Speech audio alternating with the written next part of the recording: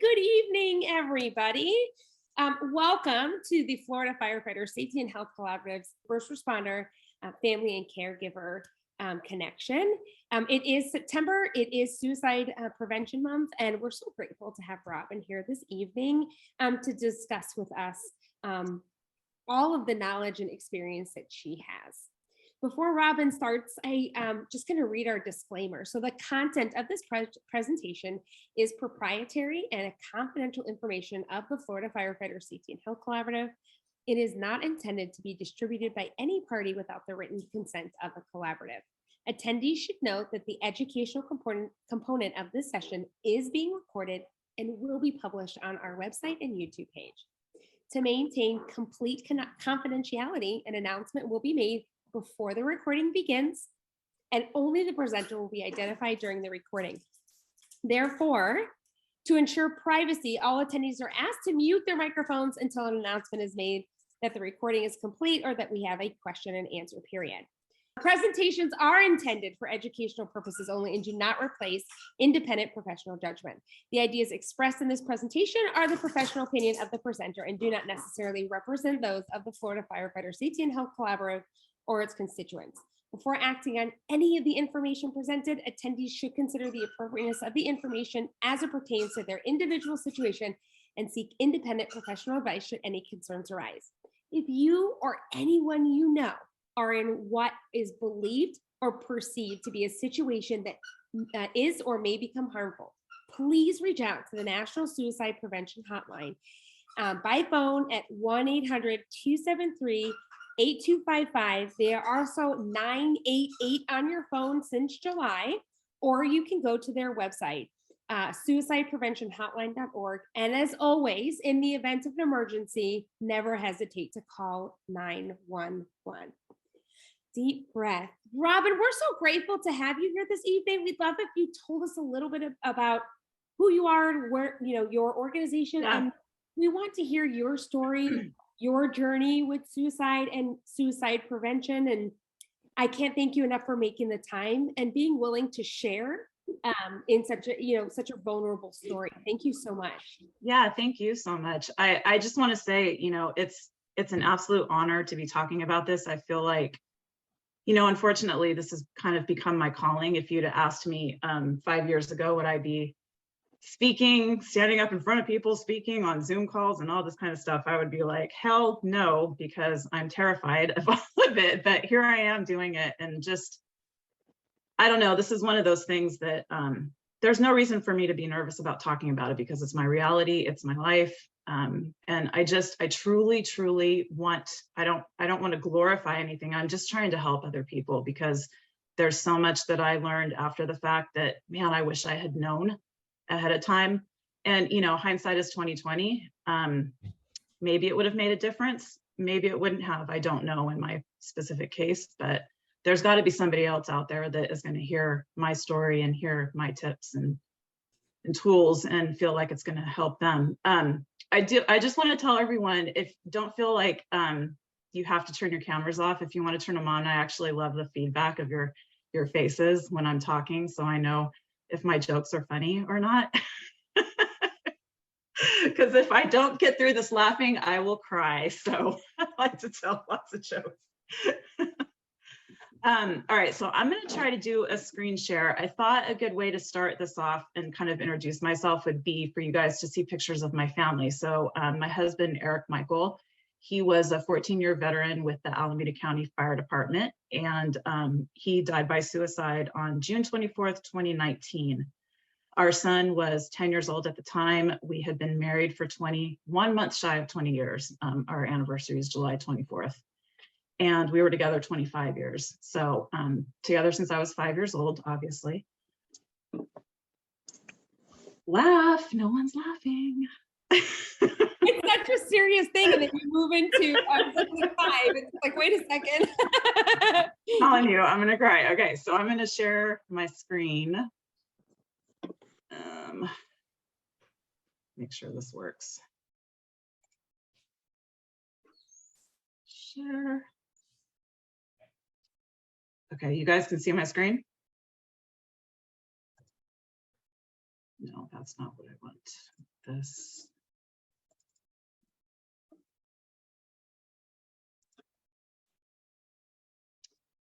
So there's no music at all, but just some pictures, you know, from good old Facebook. And when Donovan was a baby and we were just a typical family,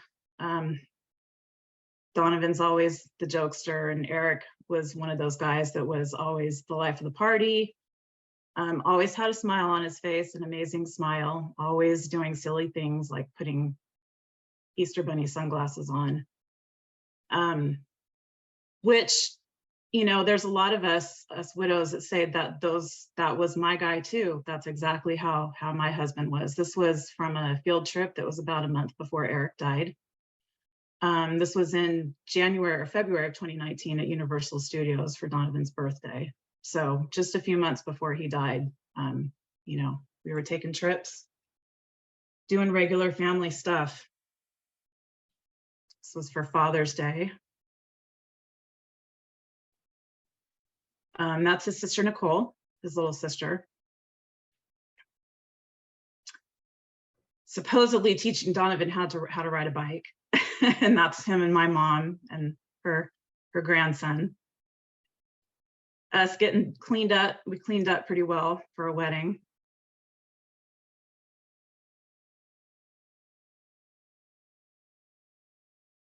And just taking family vacations, just like everybody else. I'm going through his toys from childhood, showing Donovan all his action figures that he had. And I think this was Donovan's first day of kindergarten. And that's his dad. I think this was on Father's Day, so the Mikel men. And Eric was some friends of his, lifelong friends actually. And I think this was New Year's one year. Obviously Halloween. And this was when he had just, not too long after he joined the fire department. And this is his Class A picture. And this is our son Donovan about a year ago after a walk that we did. Okay, I'm gonna. Thanks for sharing such personal pictures with us, Robyn. It's yeah, I mean, it kind of helps me get in the mood too. I think it's important for, I'm gonna stop screen sharing. Stop share, there we go. You know, I think it's really important to show that it doesn't, like, suicide doesn't have any face. We say a lot of times that look out for the signs, watch out for what this person is doing. But the thing is that when you're in it, it's so chaotic that you don't realize that the signs are there. You don't really realize that the signs were there until after the fact. And that's the hard part of all of this. And I struggle sometimes with the work that I'm doing as far as advocating, because when I say look for the signs or these are the things that you can do to help, then I'm pointing the finger back at myself. And that's okay. I've reconciled that with myself, that there were more things that I can do. But I want to backtrack a little bit and just talk about who we are and how we met. So you saw the pictures. So I guess you could say that we were college sweethearts. We met when I was on a break from college for myself. I don't know you guys well enough to tell you why I was on a break yet. Maybe at the end of this talk, I'll tell you. But I met, he had just finished community college. He was working at a strip mall at Target, and I had previously worked at a Sally Beauty Supply, and he thought it would be a good idea to work at Sally Beauty Supply also, so that he could meet women. Little did he know that he was going to meet his future wife. So the plan worked out for him. So yeah, that was it. As soon as I saw him, I was like, he's the one. And sure enough, that's what happened. So we went through college together. I ended up working in San Francisco. We lived in Oakland. He actually got a degree in radio, television, film. So firefighting was not his first career.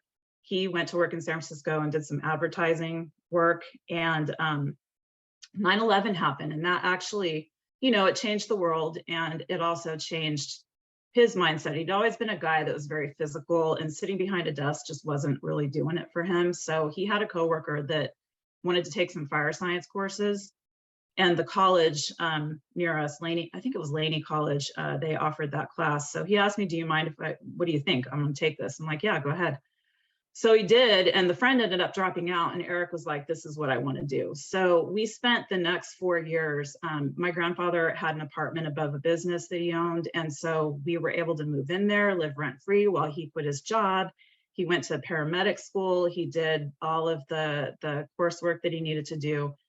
And then he became a reserve for Alameda County, which is where they pull from, to actually get the recruits. So he did all of the testing, and we flew down to San Diego, and he did practice tests there. We spent days at Jamba Juice and Starbucks while he was studying. I mean, it was like the typical, when I say that to people, I see people going, oh yeah, I used to do that too.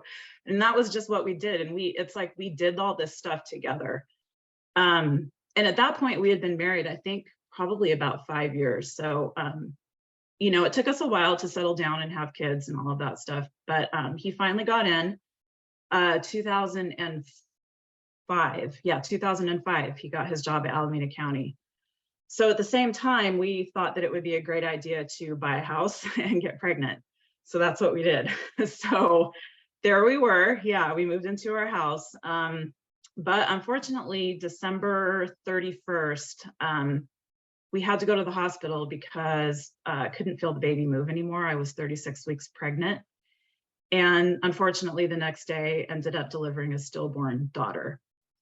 So that was kind of our first foray into, we both need to get mental treatment after that. I went headfirst into it, and I was like, yeah, this is, I'm depressed. I've got anxiety issues, and obviously good reason for it.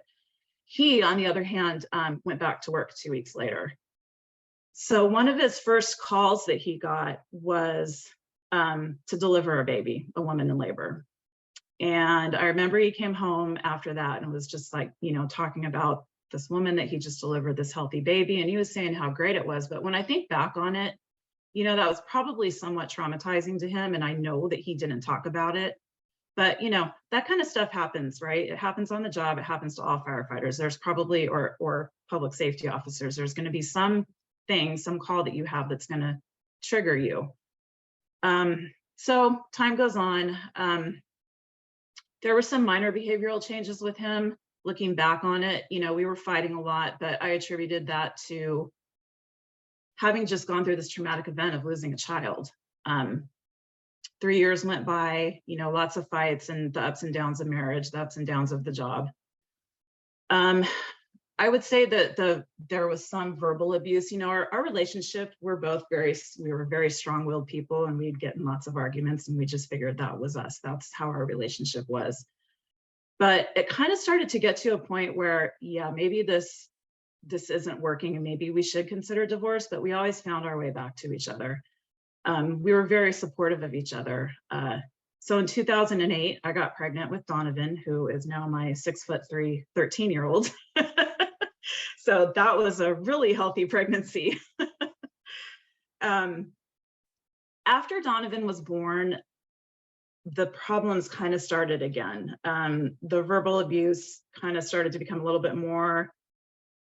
He was going out a lot. He would go to work, and then he would come home, and I'd be like, okay, are you going to come home and hang out with the baby or help out? And it was just immediately go to the gym, just kind of detaching himself. And again, same stuff happens with a lot of families after a new baby is brought into the mix. And we had been together for a long time at that point, so I'm sure that there was some of that too. So it was probably about 2016 that it got to a point where I really wasn't recognizing him anymore. And I was actually starting to become fearful that, either we were going to end up in divorce or something was going to happen. He was going to get arrested.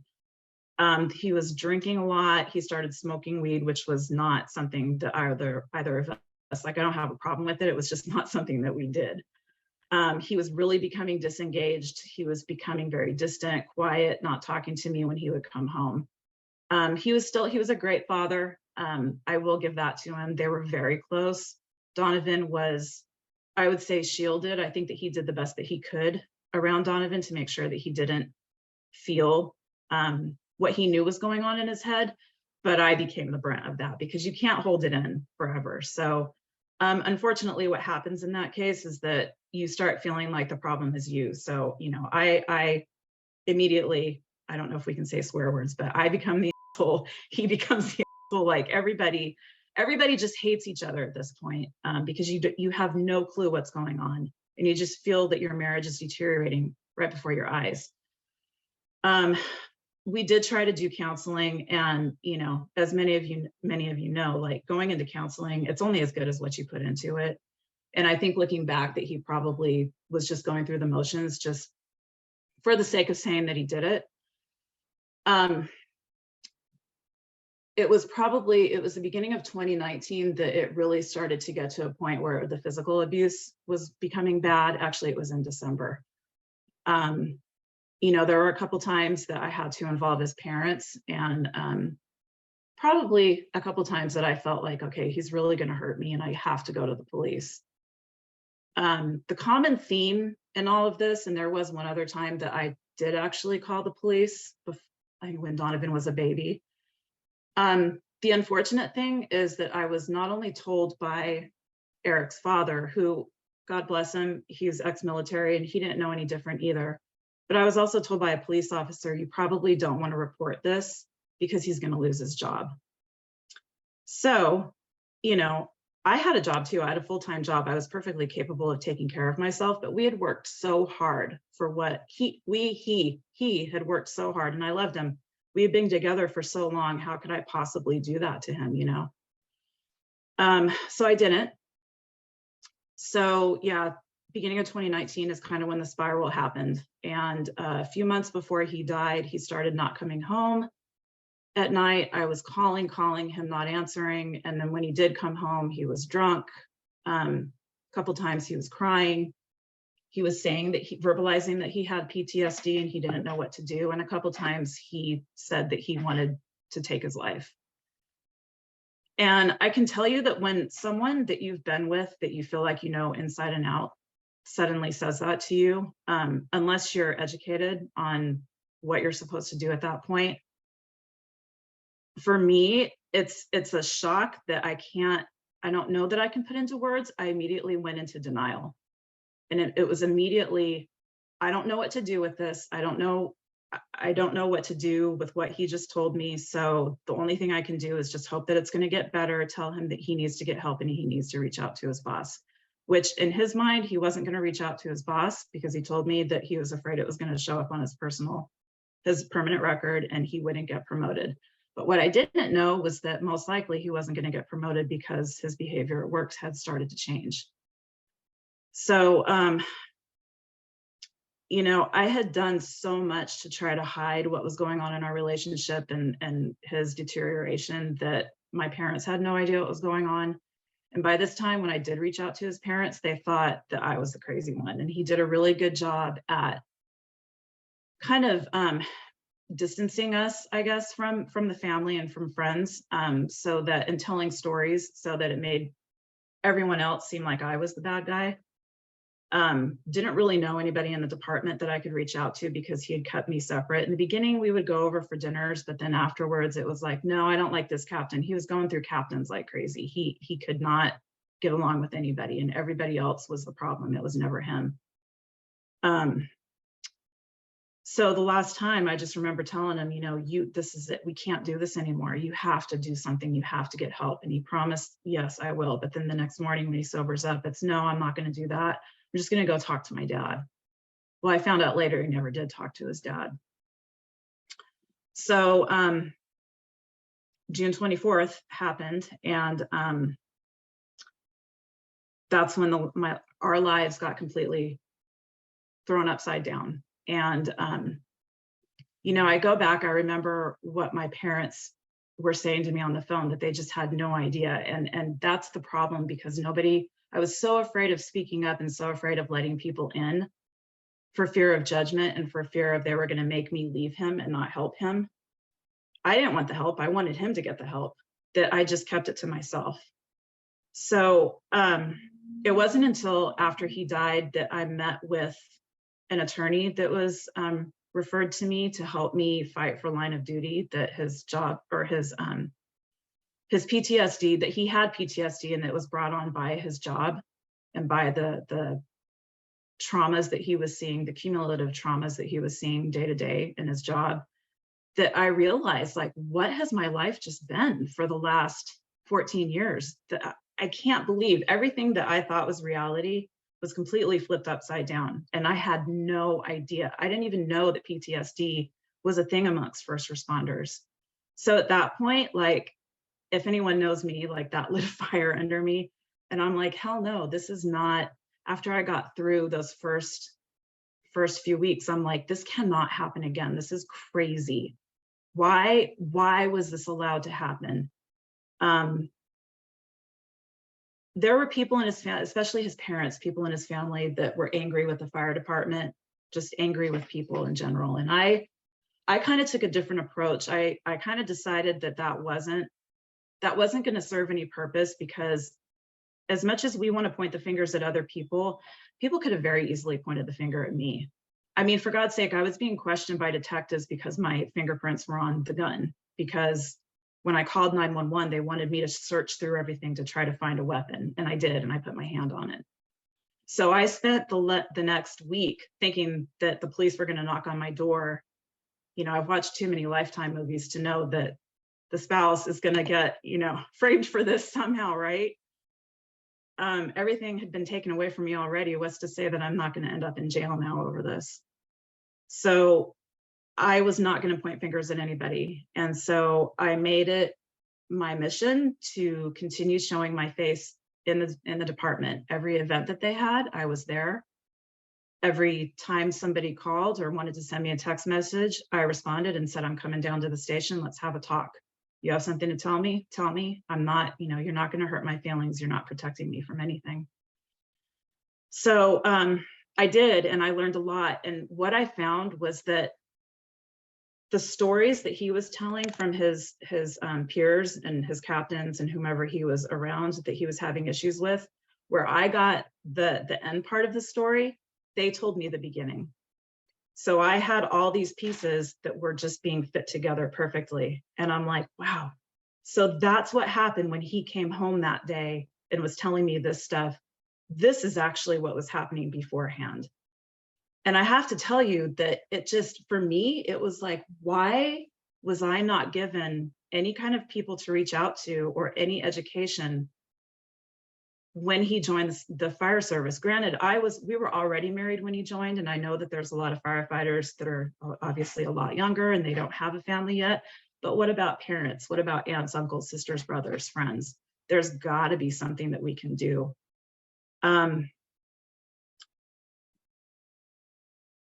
So, you know, I just want to reiterate that for me, I understand that the only person that is responsible for this is the person that did it. And it's taken me some time to get to that point because it's hard to blame him. But at the end of the day, we're doing all this work. We're creating these peer support teams. And I do work with his department, Alameda County Fire Department. I work with them and their peer support team. And I've had some pretty deep conversations with them, including the person that was designated as my liaison, who was in Eric's class. And I said to him, you know, you are going to help people. There are things that I could have done. There are things that you could have done, all of us. There's things that we could have done to change their mind. But at the end of the day, if they don't, it's on them. And we have to be okay with that. We absolutely have to be okay with that, because we don't know what it is. If there's anything I've learned, that there's not one solution to preventing suicide, because every human being has different triggers, has a different life story, has a different DNA makeup, different traumas that happened to them in childhood. So how could we possibly have a one size fits all approach to this? For me, it just has to be, everybody has to talk together and we have to hit it from multiple angles. What's going to work for this person doesn't work for this person. So that's why it's so important that we advocate for people speaking up, and for the departments and friends and colleagues to feel comfortable leaning in. Because the one thing I realized is that if you're not a person who is suicidal, it's very, very hard to understand what's going on in the mind of someone who is suicidal. So I say that because the moment that I left on June 24th, I left him alone with our 10-year-old son because I wanted to go get on the phone with somebody to get help for him. somebody that I knew had experience with this. But he threatened that if I called 911, he was going to take his life right in front of me. So what do? I leave, and I leave our 10-year-old son with someone who is suicidal. Because in my mind, my logical mind, he would never do that in front of his kid, right? Well, he said goodbye to me. Donovan's sitting on the couch in the living room, and he turns around per Donovan and goes to the bedroom, and a few minutes later shoots himself. So, you know, when Donovan asks me, why did dad not say goodbye to me? He said goodbye to you. Why did he not say goodbye to me? It's because that wasn't dad anymore. And that's what we have to get through our head, that we cannot expect people that are blacked out suicidal to make logical decisions. We have to be comfortable with leaning in when we feel like something is wrong. And that's where the peer support and the family support come in. If our stories all start aligning, if I'm calling the family support side and saying, hey, Eric is doing this at home, what's going on at work? Does some of this stuff line up? We can start attacking it from that angle and say, yeah, something must be going on. It's really, at this point, I feel like I'm Monday morning quarterbacking, and that's okay. Because again, hindsight is 2020, but I have to help other people.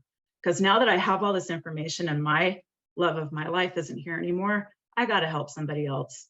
We need to put this forward, because this is stupid. Why are we letting this continue to happen, and why are we not talking about it? So in my mind, and I said this to Eric while he was still living, there has to be preventative measures in place. I think that there needs to be check-ins for first responders. The cadence of that, I would leave that up to someone who's professional to decide that, but I think that that would be a good starting point, so that everybody has to check in. There's no stigma attached to checking in. And again, it's up to the person. They can sit there and lie, but if you have someone who's culturally competent, they probably can pick up on the things that the rest of us wouldn't really understand. And then I also think that we need to implement mental health care as part of the academies, so that we get them understanding that this is going to impact your life. This isn't an if, this isn't you're a superhero and this isn't going to happen to you. You are going to suffer PTSD. And this is what you need to do to keep yourself healthy. I think that that will help a lot of it, because if we get ahead of it before it gets to the point of someone feeling like they reach out to peer support, give them the tools, the education, that may be another life that we save. And then you've also got people that want to join the peer support team that can be that conduit for people who do need to reach out. Because honestly, like there's going to be people, we need a lot of people on peer support, because there's going to be people that don't feel comfortable reaching out to the person that they're working with. So maybe it's somebody from another department that they want to reach out to, that they feel comfortable with and trust. And then the bottom line is incorporating the family into the equation. And, I've struggled with how to do this, but in talking earlier, I think that you guys have already kind of come up with a solution for that. And I'm hoping that I can become a part of that actually, and do some implementation over here in California. I really, truly, the peer support method, it works, but man, I feel like it would be close to 100% if the family could get involved as well. If I had somebody to reach out to and knew who to pick up the phone and call or go to the station and visit, when he told me the very first time that he had PTSD, we might be in a different place. Eric might have lost his job. He might have been retired out, but Donovan would still have his dad. He would still be alive. And then the last thing that I want to say, just as far as benefits are concerned, and this might not be the group to say this, but I know that there's a lot of pushback. We did just get legislation passed as far as federal benefits for line of duty, well, for considering died by suicide as line of duty. I had to fight for it. My department was kind enough to do the right thing and sign off on it. But I know that there's a lot of talk about the worry of it glorifying suicide. And honestly, nothing makes me more angry, because if you know anything about somebody who is suicidal, money is not what's going to make them pull the trigger. I promise you, they have been planning this for a long time. And most of them don't even know anything about the benefits that might come or might not come. They think that whomever is in their life, that their loved ones are going to have a better life without them. So the thought that because so-and-so is going to get a chunk of money or some type of benefits for the rest of their life is what's going to be the tipping point for them, and not their child going through life without a father and being traumatized by hearing the gunshot that killed him. You got to be kidding me. Like, that's just not, it shouldn't even be in the same sentence. So I hope that I somehow helped you guys understanding my story. And I know I didn't get into too much detail because I kind of feel like you guys have probably been on calls like mine. You know the gory details of what happens when somebody takes a life, but I think it's more important for me to talk about the aftermath and kind of what I've come through and the strengths that I've found, the strength in community, the strength in support systems like this, and in speaking out. And honestly, like, I'm just a regular person with 2 cats, a dog, and a kid. Like, the fact that you guys are sitting listening to my life, there's a reason that I'm here, and there's a reason. So there's a reason that I need to speak out. I also want to take a minute just to talk about H.E.L.P. This is the organization that I volunteer with and actually have started working part-time with. So H.E.L.P, if you aren't familiar with us, it actually is an acronym for Honor, Educate, Lead, and Prevent. So for honor, I think kind of the best way to describe it is because of those other departments that don't recognize suicide as line of duty, a lot of families miss out on things like the ceremonies, the names on walls, all of the honor that comes with dying in the line of duty, not to mention their health benefits financially being cut off, literally from the day that they die. So we have an honor wall online where we give a brief bio about the person, their loved one that died, as well as a picture if they're comfortable with it.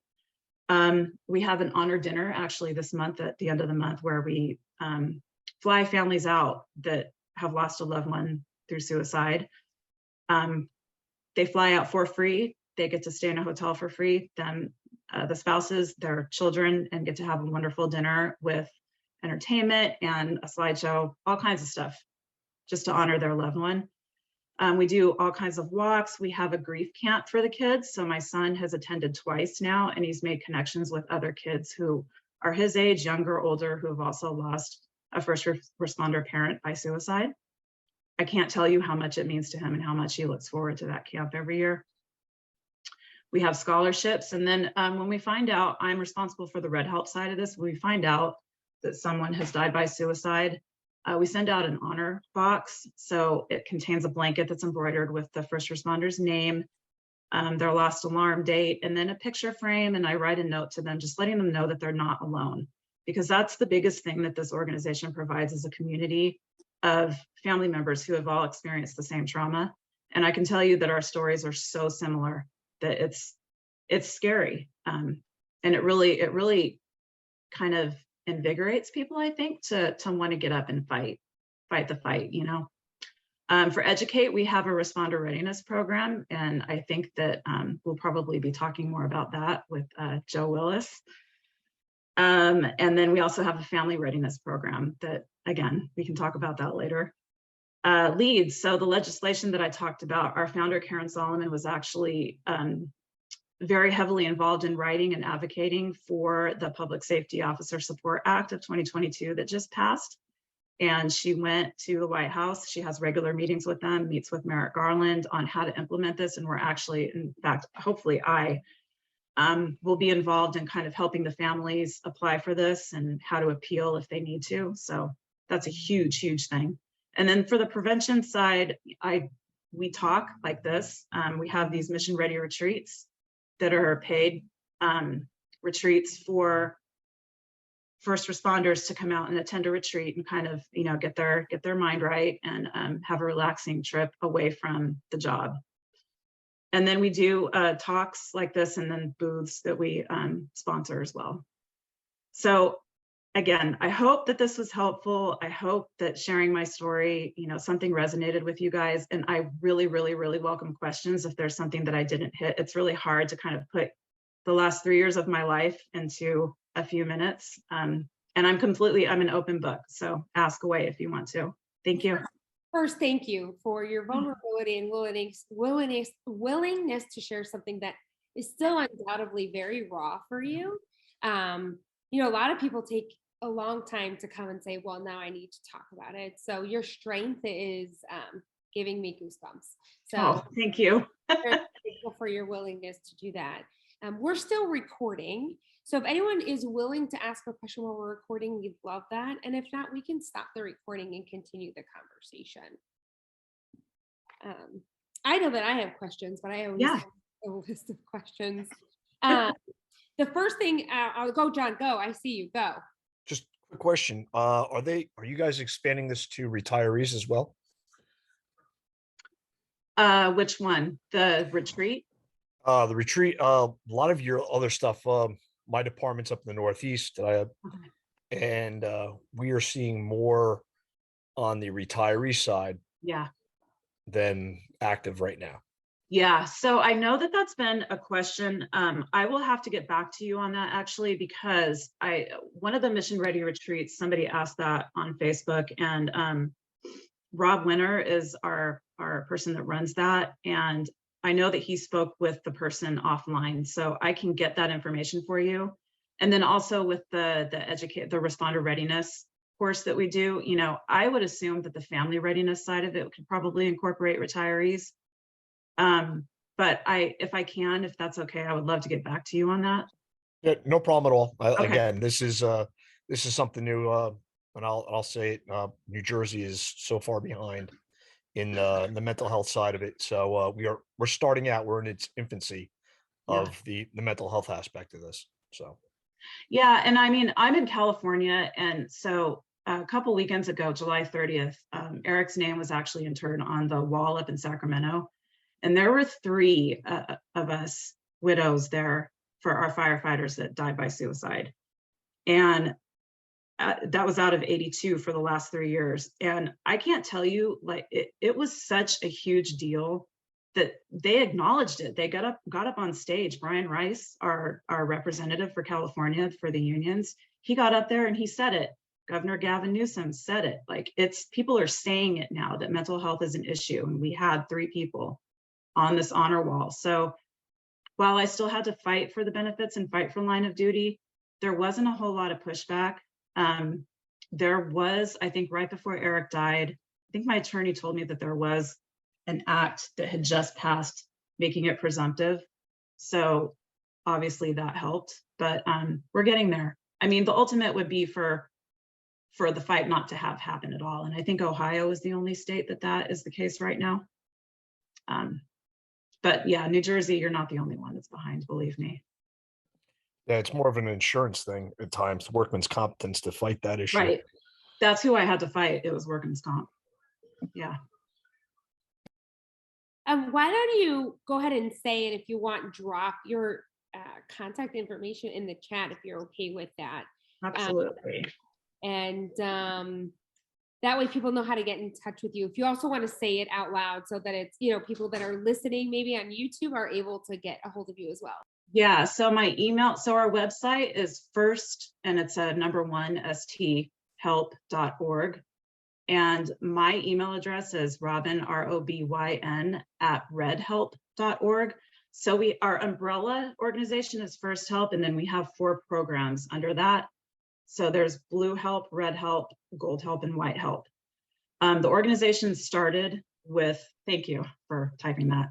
Our organization started with Blue Help. Karen Solomon started that, and obviously that's the police side, and they've been around for about 8 years. So they've got a much more robust community than Red Help does. I'm trying to build that side of it out. So I'm hoping that we're gonna work together to make that happen. So some of the things that you talked about, right, then it's a testament to knowing what your presumptive illness in your states are, right? So in Florida, PTSD was not presumptive illness until after the MSD shooting, I believe it was, where we started recognizing, and even that has strengths and weaknesses. And we're very fortunate in the state that the governor and his wife are beyond what supportive our first responder mental health in Florida. So, but knowing your what your benefits are, what does your state recognize, things like that are really important for an organization and for families to know. Where are my resources? What do I need to know those family liaisons like you talked about, and Yeah. that'll be part of some of those BHAP toolkits that Second Alarm Project are putting together as well, if anyone wants information about that. But in any case, does anyone else have any questions? I'm going to start shooting them off here. I was just going to say, reiterating on what you said, that as much as because of what I've learned that I'm doing this now, I have to say the liaison that I had, he kind of was in the same boat, and he was the one that really pushed forward with the peer support. Peer support was there all along. It's just nobody used it. Nobody knew how to use it. There was no protocol for when Eric was the first person in his department that died by suicide. So there was no protocol for what to do even. I mean, he was sent home. There was one day he thought people were after him. I mean, he was so far gone, as far as that was concerned, as far as his symptoms were concerned. And so his captain sent him home. He thought people were after him. He knew that he had a gun at home. He sent him home to his wife and kids. Like, what? But again, I'm not going to point fingers, because you don't know. And when you're in that moment, you panic. But for him, he made it his mission to go out and find all of those resources, because when I was asking him questions, he didn't know how to lead me either. I mean, luckily I knew him, so we kind of figured stuff out together. But it was a really scary time. I mean, he did it in our house, so we had to pack up my car and go to my sister's house. We didn't want to stay there. We were living out of my car for 2 months for the summer of 2019, filling out insurance paperwork and all of that stuff. So, I was really, really lucky with my department, if you could say that, I guess, that they were very supportive. If I needed something, they would give it to me. But I think that there's just a lot of red tape and a lot of paperwork that a lot of these states need to get past, because even with a presumption, because he hadn't sought treatment and didn't have a diagnosis of PTSD, I still had to fight, and I had to settle because of that. So, yeah. Well, for those of you that are not in Florida, advocate if it's not presumptive in your state yet. It takes one voice to make a difference, and it has to start somewhere, right? So what were some of the supports that were offered to you? You mentioned some of the community supports and things like that. What were some of the most helpful supports that you were offered? And I'm asking because, we're trying to really grow out family support here. And so while we would always hope to prevent this from ever happening, we know that it will happen. What were some of the supports that were offered to you post-incident that you felt most helpful, most beneficial to your healing process, and to being helpful to you being able to move forward? Yeah, I mean, I'm going to be pretty blunt and honest with this, because it may sound bad, but having the financial support, having them immediately the union cut me a check so that I could pay my rent for the rest of the summer, and eat and not worry about that. I mean, I know that we wouldn't have been homeless. I have family here, but man, I didn't know how to get into his bank account. He didn't even have me as a signer on his bank account. So you have to go through all of that stuff. And in the meantime, I've got a 10-year-old that I have to feed and clothe and get ready for school in a couple of months. So just knowing that I had money in my bank account for the bills to come through, that was a huge relief, because I could focus on doing the paperwork. There's so much paperwork that needs to happen after somebody dies, and especially somebody in a government position. It's unbelievable. And you have no idea how to do it. And I knew if you put one wrong line or check one wrong box, you're screwing the whole thing up. So there's all these people that I had a financial person that worked with the department that was assigned to me, that helped me fill out all of that paperwork. And that attorney he was a lifesaver. I mean, I don't think that I would be where I am without him. The other support that I had was really from, and I don't know how this could be incorporated at all into a peer support, but maybe just getting the information out. Our school, Donovan's school, was a huge support to us, because they kind of engaged all of the parents, and they made sure that Donovan had all of his classmates at Eric's memorial service, so that he had somebody to kind of lift his spirits. They took him out on mini trips to the park and stuff during the summer just to help get him away. So like everybody wants to engage, but a lot of people just don't know how. And like you said, it just takes one person, and these are the ideas that if you have them down on paper and if a liaison knows, hey, where's your school? Oh, and that's the other thing. He was making phone calls for me. He called my landlord. He called the school. He called some of my friends to tell them that Eric had died because I couldn't do it. So just taking that pressure off of you to actually talk. When something like this happens, it literally takes so much energy just to respond back to a text message. I can't even tell you. I gave my sister the phone and was like, just do it. I can't do this anymore. You respond to them. So just knowing that there's people that are going to do all those little things that take so much brain power to do, so you can focus on the big stuff. I know that hindsight is 2020. And you referred a lot when you were talking. You said that I know that there was more that I could have done. What are maybe just a couple things early on that you wish you would have done or would have said, maybe that you felt like would have been helpful? Yeah.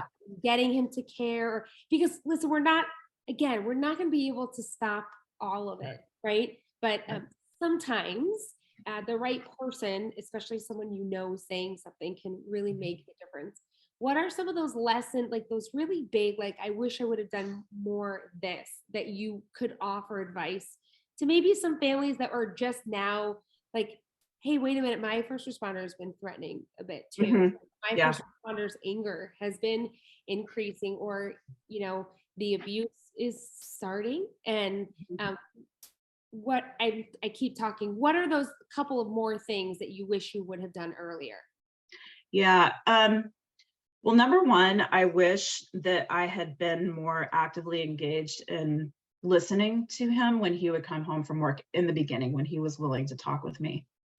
You mentioned earlier about having culturally competent therapists that don't go, oh my God, that's terrible, when you talk about a call that you went to that really affected you. Well, it's the same thing at home.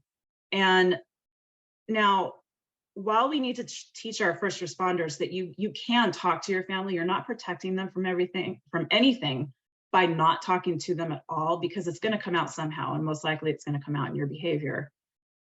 You can have conversations that are appropriate, age appropriate, person appropriate, about, you don't have to get into the gory details, but you can have conversations, because that's how you process all of it.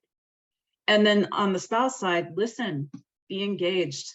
Don't go, oh, I had such a long day at work. Like, I know it's hard. And sometimes there's a couple of groups on Facebook that I was following, that I would see memes coming through about that, like, rolling your eyes when they come home and talk about one more accident. It's like, no, don't do that, And any conversation that anybody has with me, any spouse, that they say that they're doing this and they're doing some of the similar things, I, unfortunately go into it with never thinking that they would never do that, because that's part of the problem too, is that you think that, you look at those pictures, that guy would never do something like that, right? But the truth of the matter is that they're really good at hiding it. And of course I was hiding it. I was scared to tell people as well. So of course they're going to hide it, because they're going to be told that they're crazy. And yes, you are crazy. That's the problem. We have to be okay with that. Yeah, but everything that you're saying is right. It's first of all, when you read studies on first responder families, first of all, when we say, well, I'm protecting my family, the reality is what you're doing is causing emotional separation, which then drifts that relationship apart even further. Yeah. We were so grateful. I was very grateful to be asked to work with UCF to create a family peer support program, right? So it addresses everything that you're saying. Like, how do I make the time to listen? How do I listen and know that I don't need to have the answers for his shitty call. I'm not responsible to own it, but I can listen to it. And, as someone who lived with someone with PTSD who took on the social isolation like you, it's very real. And people are like, why would you do that? You could have, that's not, could have, should have, No. like, this is what I needed to do to manage things. And this is, I mean, this is just what I needed to do. And so then for everybody else, like noticing, hey, Michelle's more absent. Hey, you know, my family saw it the whole time. And my dad, when he learned about everything going on in this house, I mean, it was not good. But they said, we knew you were separating from us. We felt it. We hated it. Right. See something, say something. But I agree. That's, you know, it's hard. It is. It's hard being the spouse of a first responder. It just is. Yeah. And there's no way around that. And sometimes I wonder, I think, so I do a podcast with another widow, and I think I asked a therapist that we had on one time, is it even possible for someone who's not in the first responder world to be married to a first responder? Like, is this gonna be a lasting relationship? And she laughed. And I'm like, I'm being serious. I was having a day, I think. I didn't have enough coffee, but I just had like, what are we doing? But I mean, it is. And it just takes somebody who is very patient and very compassionate to do that. Yeah. And we, you know, when you read studies also, the longer you're married to a first responder, the more you also take on that identity, even though you're the one responding to the calls, because you greatly contribute to this ability to get out the door, be present at work, do this job, come home, support. And when you don't share and all these things happen, it really creates rifts in families and can lead to things. Well, and so that loss of identity is another thing that I didn't touch on, because that's happened to me. Yeah. I was a part of the fire department, and our son was also. And so that was a huge thing for me, as far as being the loss of identity as a firefighter spouse and being actively involved. Even though he did keep us separated, that was still there. That's still who I was for 14 years. And that's all Donovan knew. So this department has been good about keeping us involved. And I think this is why I've like pushed myself into this world. I'm what they call a badge bunny. Apparently I'm a badge bunny now. Does it come with ears by any chance? I don't know if that is. It should come with ears. What is a badge bunny? Women that chase men in uniform. What is that about? I know nothing about it. I know. Oh my goodness, what is that? We've gone off topic. I gotta look that up on like an urban dictionary or something. Yeah. But that should definitely come with ears and a tail. You know what I mean? It does. I know. Kristen, did you have a question? I saw your hand up. Can you hear me? Yeah. Thank you for sharing your story. Hey, I was just wondering, after your husband's passing, what kind of help you got for your son and what that looked like early on, and how he's doing today. Yeah. So literally the next day, the Kaiser mental health department knew me well already. So I've been there before. So I had no problem calling them. And immediately my mind went to, he's 10.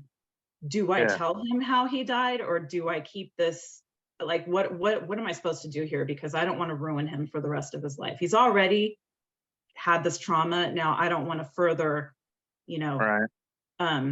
make it worse. So I called them, and they were great. They just basically told me that he's old enough to understand, and I have to be honest with him because he's going to find out via other avenues, via other people. He's going to overhear a conversation or something. So it was actually the department pastor came over to my in-laws' house the next day, and he helped me tell Donovan the truth. And he was absolutely amazing. I wouldn't have been able to do it without him.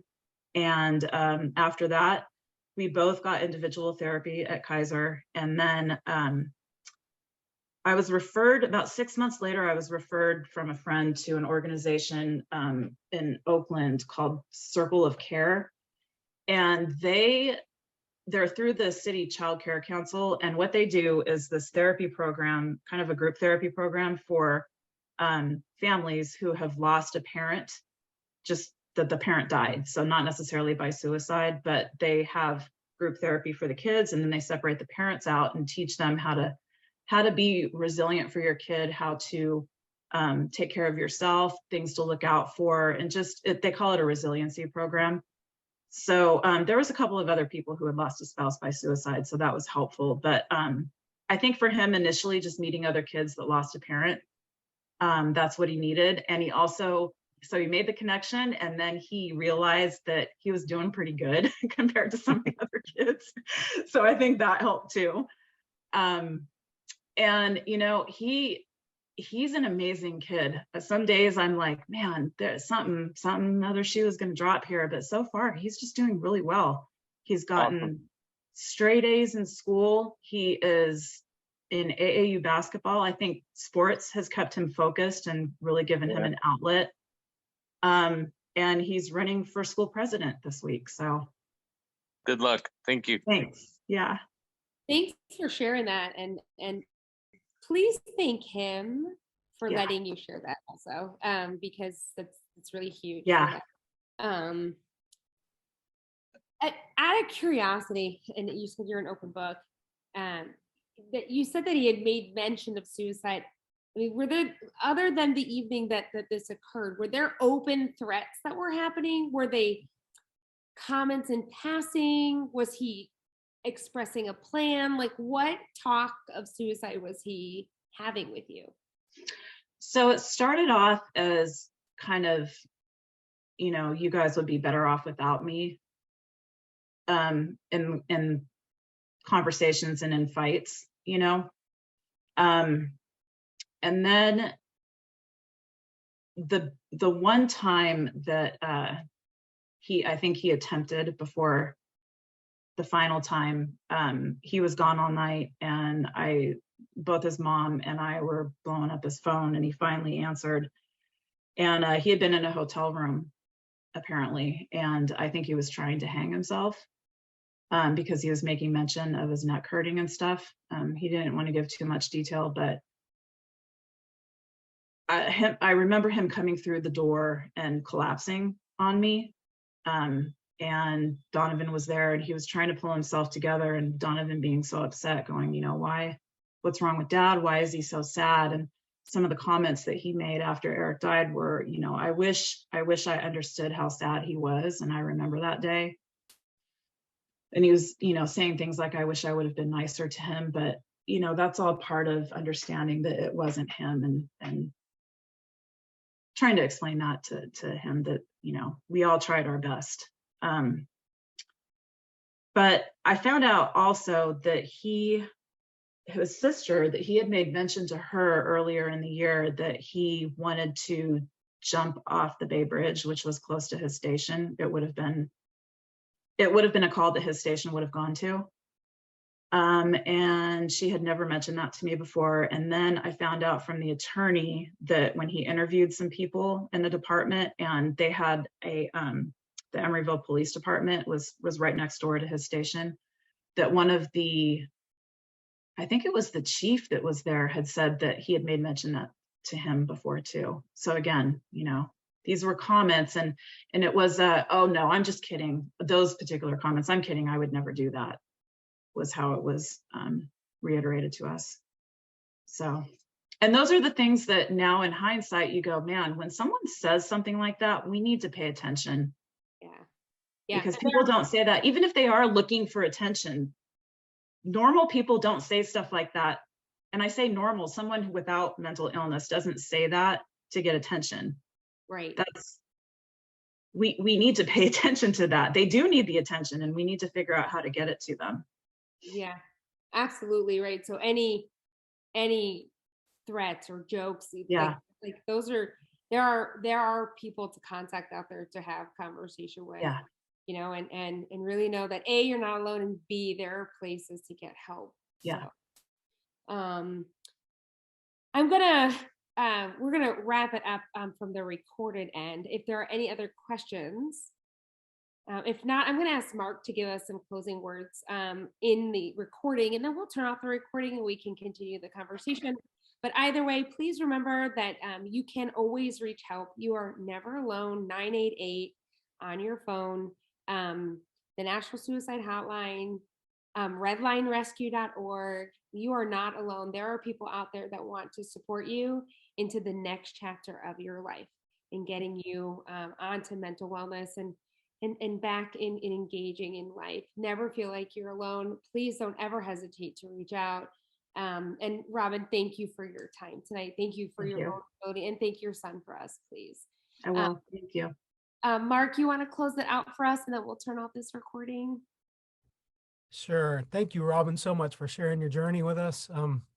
It's a special place to be able to come into place and share from those raw areas sometimes, but it's definitely going to help somebody out and save them.